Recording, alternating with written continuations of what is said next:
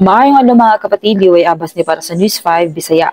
Nagpabilin ang kusog sa Tropical Depression Verbena samtang hapit na kini maglandfall sa Surigao del Sur hapon karong Lunes, November 24. Sa pinakabag-ong bulitin sa pag-asa ganihang alauna, nakita ang sentro sa Verbena sa kadagatan nga sakop sa Bayabas, Surigao del Sur. Gidala niini ang maximum sustained winds nga 45 kilometers per hour duol sa sentro ug Gastones nga moabot og 55 kilometers per hour. Naglihok kini padulong kanluran sa tulin nga 25 kilometers per hour. Mikatap usab ang kusog nga hangin sa Verbena hangtod 200 kilometers gikan sa sentro nga posibleng hinungdan sa daotang panahon ug delikadong kondisyon sa dagat sa mga apektadong lugar.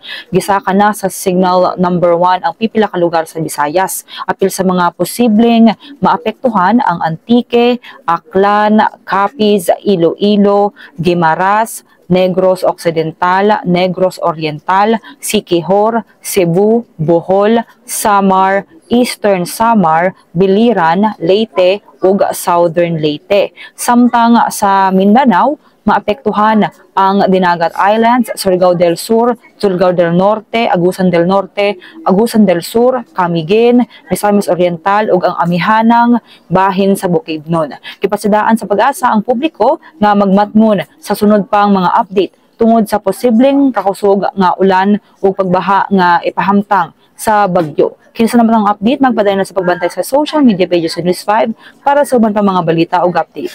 Amping tangkanan.